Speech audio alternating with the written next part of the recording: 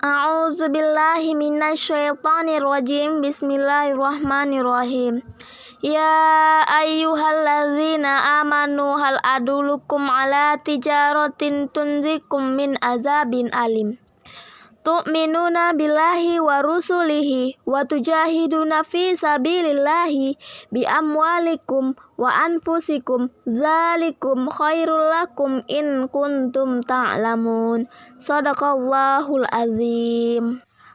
Perkenalkan, nama saya Diana Jalila Nasution. Saya dari Prodi Pendidikan Matematika semester 4 Universitas Al-Wasliyah Medan. Saya di sini membahas tentang uji hipotesis satu arah. Yuk kita lihat cara-caranya. Definisi hipotesis. Hipotesis berasal dari bahasa Yunani, yaitu hupo berarti lemah atau kurang atau lebih. Tesis berarti teori, proposisi atau pernyataan yang disajikan sebagai bukti, sehingga dapat diartikan sebagai pernyataan yang masih lemah kebenarannya dan perlu dibuktikan atau dugaan yang sifatnya masih sementara. Pengujian hipotesis adalah suatu prosedur yang dilakukan dengan tujuan memutuskan apakah menerima atau menolak hipotesis mengenai parameter populasi. Pasangan hipotesis. Hipotesis nol, hipotesis yang diartikan sebagai tidak adanya perbedaan antara ukuran populasi dan ukuran sampel.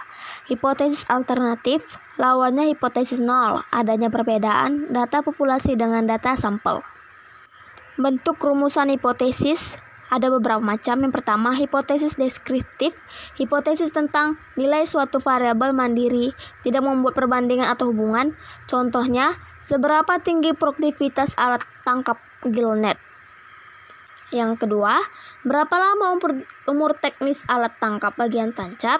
Rumusan hipotesis produktivitas gillnet mencapai 8 ton, umur teknis bagian tancap mencapai 5 ton. Lalu, yang kedua, hipotesis komparatif. Pernyataan yang menunjukkan dugaan nilai dalam satu variabel atau lebih pada sampel yang berbeda.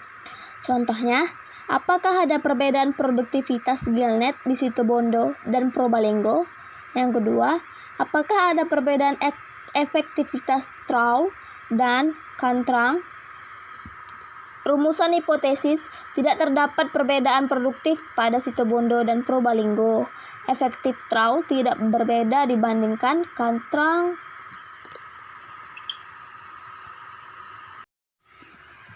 Yang ketiga, hipotesis hubungan atau asosiatif. Pernyataan yang menunjukkan dugaan tentang hubungan antara dua variabel atau lebih. Contohnya, apakah ada hubungan antara jumlah fitoplankton dengan hasil tangkapan? Yang kedua, apakah ada pengaruh penambahan jumlah ABK terhadap kuantitas hasil tangkapan? Rumusan hipotesisnya, tidak ada hubungan antara jumlah plankton dengan hasil tangkap.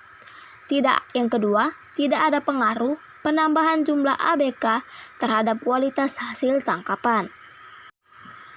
Jenis-jenis uji hipotesis ada beberapa macam. Yang pertama, 1 sampel 2 tes, pengujian 2 1 sampel. Yang kedua, 1 sampel plus tes, pengujian plus 1 sampel. Yang ketiga, 2 sampel plus tes, pengujian plus 2 sampel. Yang keempat, pair plus tes, pengujian pasangan T. Yang kelima, 1 proportion tes, pengujian proporsi 1 sampel. Yang keenam, 2 proportion tes, pengujian proporsi 2 sampel. Langkah-langkah dalam pembuatan uji hipotesis. Yang pertama, tentukan formulasi hipotesis nol dan hipotesis alternatif. Yang kedua, tentukan taraf nyata alfa atau disebut juga level of significance. Yang ketiga, tentukan nilai kritis atau nilai tabel dan statistik uji hipotesisnya. Yang keempat, hitung nilai statistik uji hipotesis. Yang kelima, pengambilan keputusan. Uji hipotesis satu arah atau one-tiled. One-tailed diartikan sebagai pengujian satu arah one-tailed. Digunakan untuk hipotesis yang sudah jelas arahnya positif atau negatif. Yang sudah jelas arahnya positif atau negatif. Lihat gambar. Uji satu arah one-side test. Lihat di situ ada gambarnya, saya sudah mencantumkan. Bisa lihat ya. Kriteria pengujian bentuk keputusan menerima atau menolak. Di situ saya sudah membuat uji rata-rata, uji proporsi. Di situ ada bagian-bagiannya, boleh dilihat, boleh dicermati. Lalu kita bisa membuat soal dan menjawab soal dari situ. Oke. Menentukan uji nilai statistik. Di situ ada sampel besar, sampel kecil, simpangan baku populasi diketahui, dan simpangan baku populasi tidak diketahui. Boleh dilihat tabel. Sini saya memberi satu contoh soal, yaitu seorang peneliti ingin mengetahui apakah catchability gillnet rata-rata masih tetap 30 ekor ikan atau lebih kecil dari itu. Data-data sebelumnya diketahui bahwa simpangan catchability 25 ekor, sampel yang diambil 100 strip untuk diteliti dan diperoleh rata-rata tangkap 27 ekor. Apakah nilai tersebut masih dapat diterima sehingga catchability gillnet 30 ekor? Ujilah dengan taraf nyata 5%.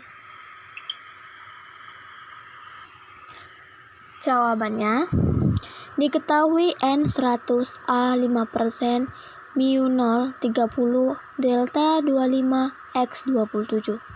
A. Formula hipotesis H0 mu 30H alpha sama dengan mu lebih kecil dari 30. B. Taraf nyata dan nilai Z tabel. Alpha sama dengan 5%, Z0, Z0,05,